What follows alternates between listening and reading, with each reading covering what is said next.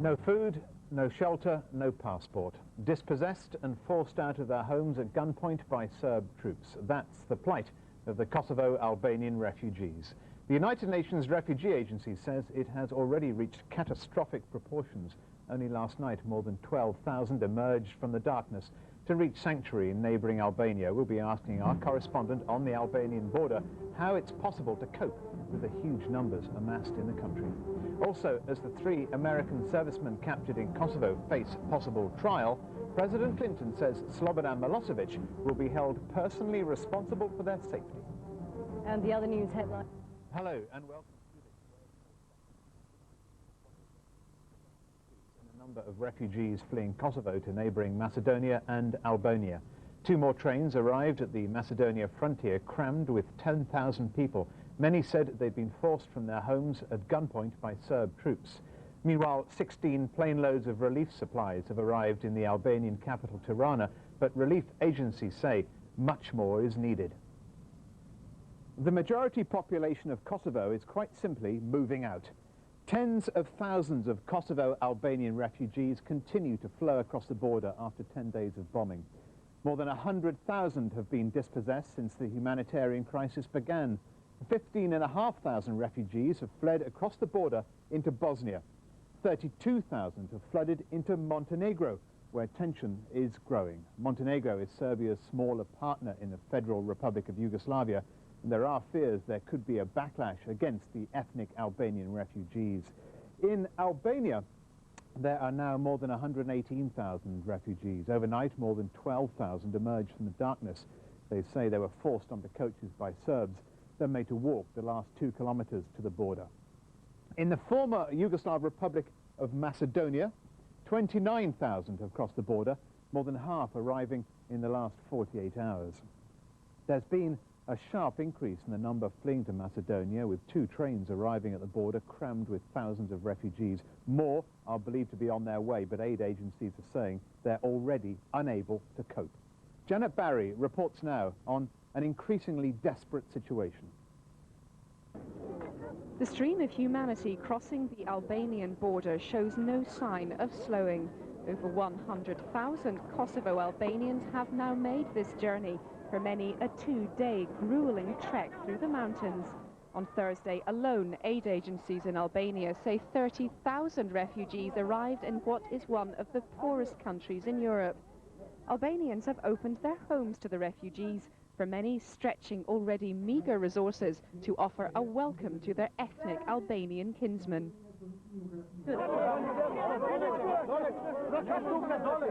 In Macedonia, aid agencies talk of pandemonium as refugees crossed the border.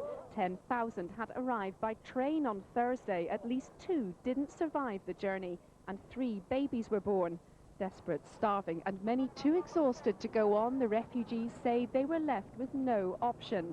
They say they have been brutalized by Serb forces and are now being systematically forced into exile. We were very, very scared. And then in 2 o'clock we were in the train. So many people, it was difficult to survive, very difficult. I thought I saw the death with my eyes. The police came to our houses and told us to get out. They said they'd kill us if we didn't leave. They beat up my son. We've come here without money or possessions. Some aid is now reaching the region. 16 plane loads of relief supplies have arrived in the Albanian capital, Tirana. They brought blankets, medicines and food, but aid agencies say much, much more is needed. Janet Barry, BBC News.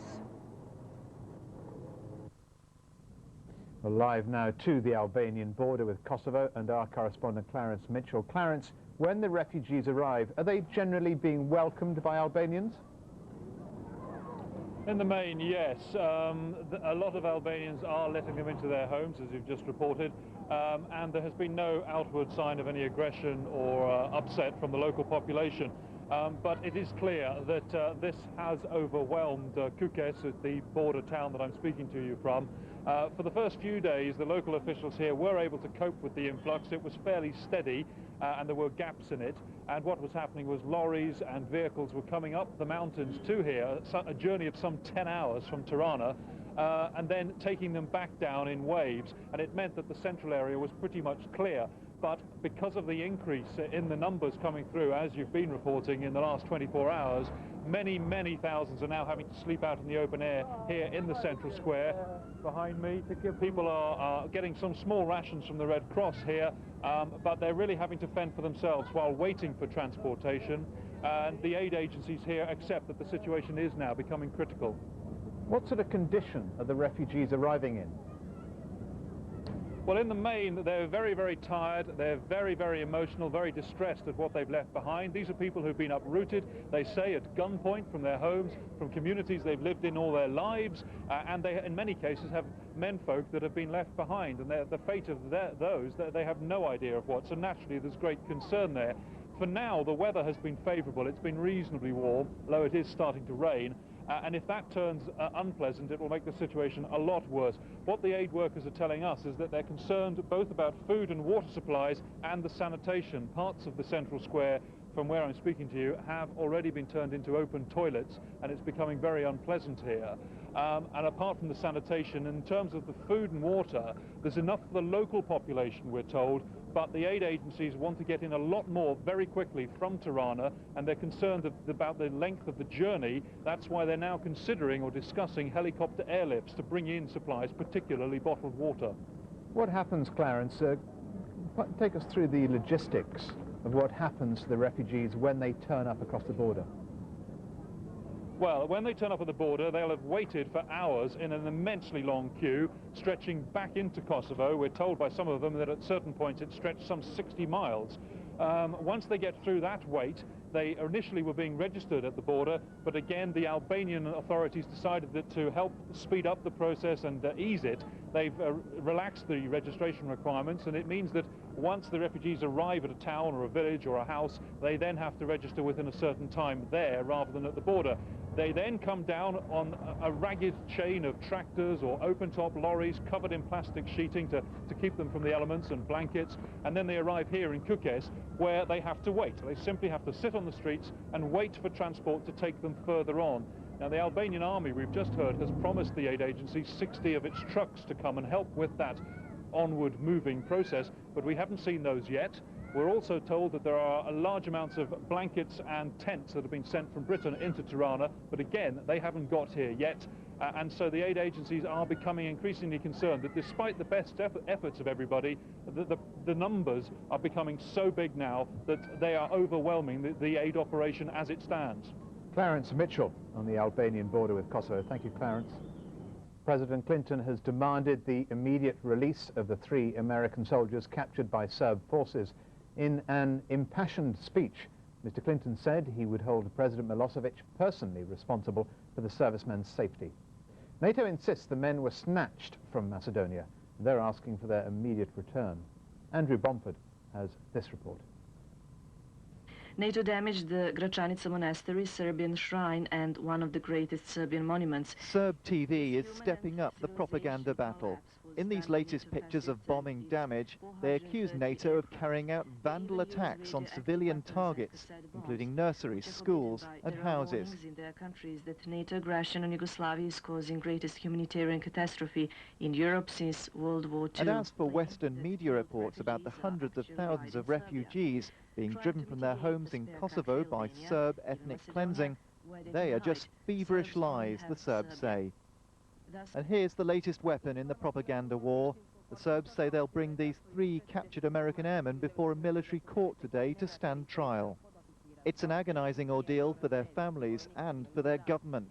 The Americans have warned President Slobodan Milosevic he will be held directly responsible for their safety. We consider them to be POWs, and we consider that we believe that we assert that they are covered by the Geneva Convention, which of course gives them a series of internationally recognized protections.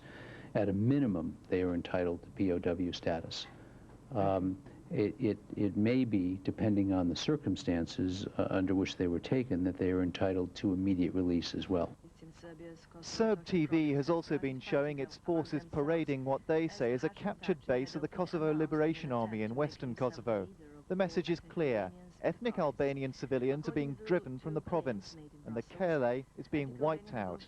Serb resolve still appears to be high. Last night, these civilians were shown occupying a bridge in Belgrade, saying they are human shields to stop NATO bombing. But the bombing does go on. These American B-1s arrived home safely at RAF Fairford in Gloucestershire this morning after an all-night mission. More will be in action today. Andrew Bomford, BBC News. Refugees have arrived once again overnight. Thousands reported crossing the border between midnight and 8 o'clock this morning.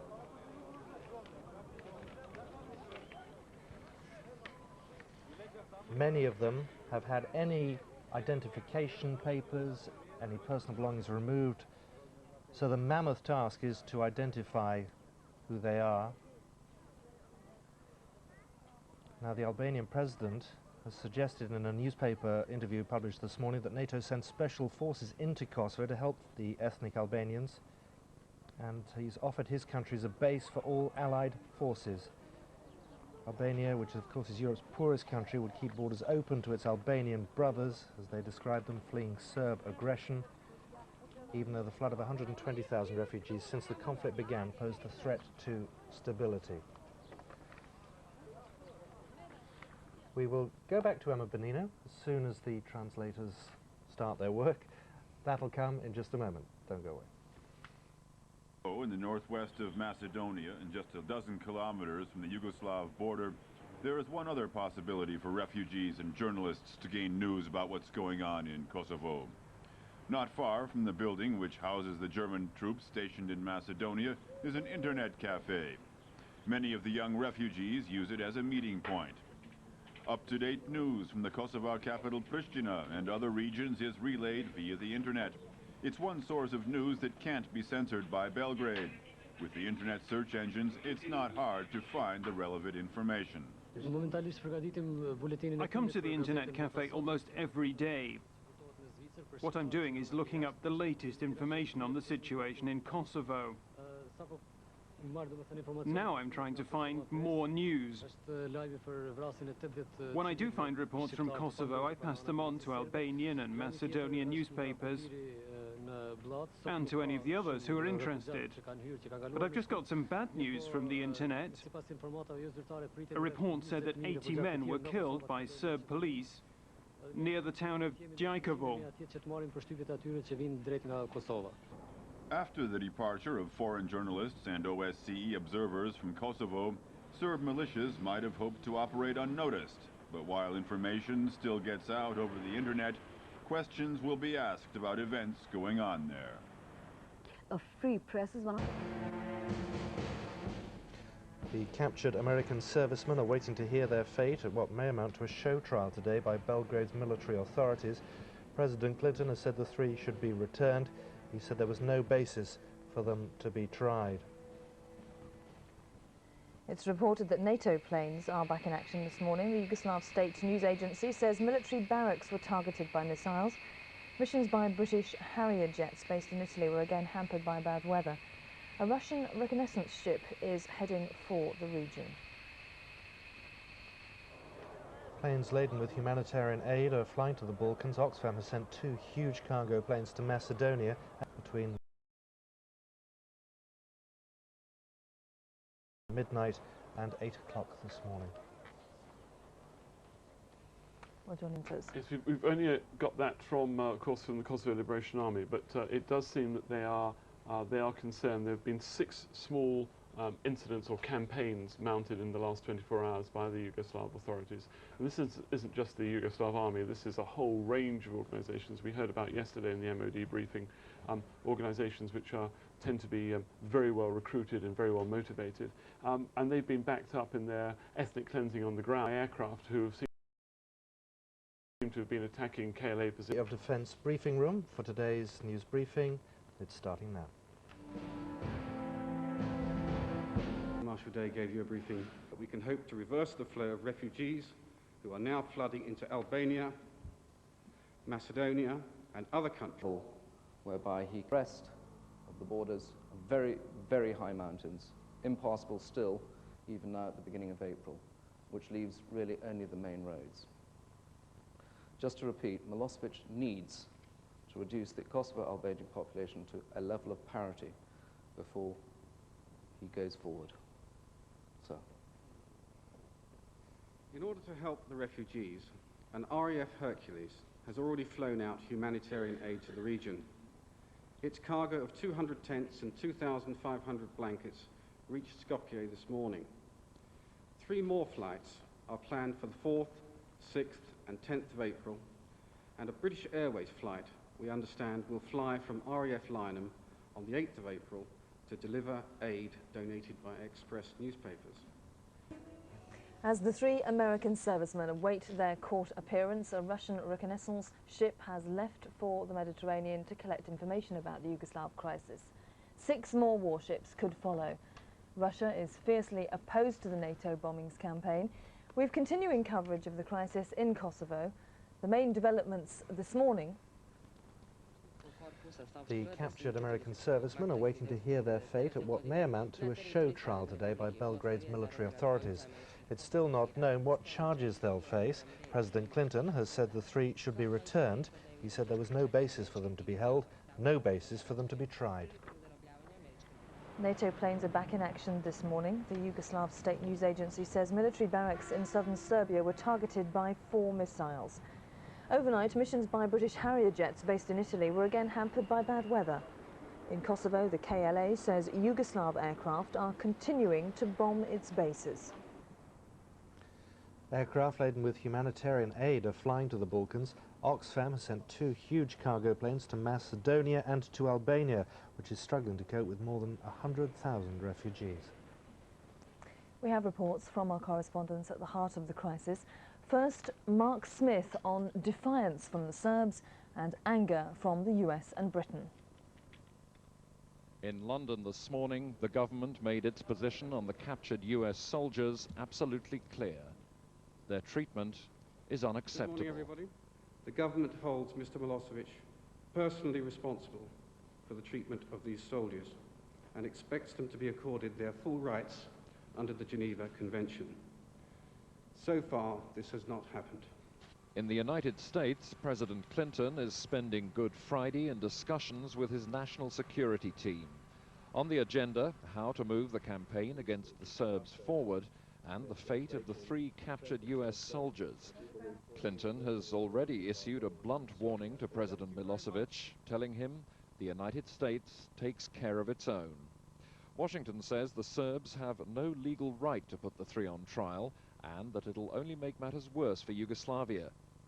NATO's military campaign is being strengthened by the day, but concerns are still growing for the Kosovar Albanian refugees. I just would like to ask that they are really safe and that the international community is really willing to defend what it's going to create. American B-1B bombers at RAF Fairford after another night of raids. And with 12 more stealth bombers joining existing forces, the Allies are determined to stay the course until the Serbs back down. The Serbs are equally resolute. Faced with continuing bombardment from NATO, they're fighting back, not only with military hardware, but also with heavy metal propaganda. Mark Smith, Sky News. About 10,000 Kosovars poured across the Albanian border between midnight and 8 o'clock this morning. Aid agencies expect a further 60,000 to arrive over the next few days. The influx is putting a huge strain on Albania, the poorest country in Europe. Sky's Ross Appleyard is there. He reports on efforts to ease the humanitarian crisis. Ethnic cleansing knows no boundaries. Old and young shepherded across the border like cattle.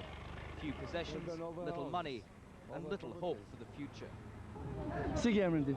Behare. Behare, nga po vjen ti Behare? Nga Zymi. Ha? Nga Zymi. Nga Zymja? Çka ka ndodhur me ty Xhaxhi? Ne kanë përzonë shtria të shtëpive. The last word of the Serbian police has been you had wanted to be in Great Albania, so you go straight to Great Albania and forget about Kosovo. The stream of people flooding into Albania from Kosovo has not let up. If anything, it's increased. And the stories they have to tell are horrific. Those stories are of killing, burning, and brutality. She's telling his story. She's blonde. She couldn't see. and had been forced out by police, and the rest of her family is in the other direction, and she had been took by police and put in a street side. One man collapsed as soon as he crossed the border, the relief of reaching safety proving too much. Will it be okay? Yeah, sure. She needs rest. Some are defiant, determined that their spirit will not be broken, but it's difficult to see how they can rebuild their lives in a country which is doing its best, but has no chance of coping with the huge numbers of refugees crossing the border. Ross Appleyard, Sky News, on the Kosovan-Albanian border. And for the very latest information, we can now cross live to Ross Appleyard, as you saw there in Albania. What exactly is happening now? Are you having thousands still arrive, Ross? Yes, I'm afraid it's the same story, more of the same thing that's been happening for the last 3 days. They're crossing in their thousands. If you look behind me now, you can see that is the Yugoslavian side of the border, the Yugoslavian flags, and the stream of people crossing up in any kind of mode of transport they can get hold of. Many of them are in tractors, many of them are in small cars, and all those cars, you might notice, have had their number plates taken off. That's a way that the Serb police feel they can ensure that there is no chance of them coming back into Kosovo. They rip the registration plates off, they take all their documents, they take the registration documents, they take their passports. That, it has to be said, is some kind of bureaucratic ethnic cleansing. So arriving with nothing at all, not even their personal documents, what's happening to them? Is there anywhere for them to go at this stage? No one seems to know. I think the aid agencies are completely overwhelmed by the numbers that are coming in here. They are doing their best.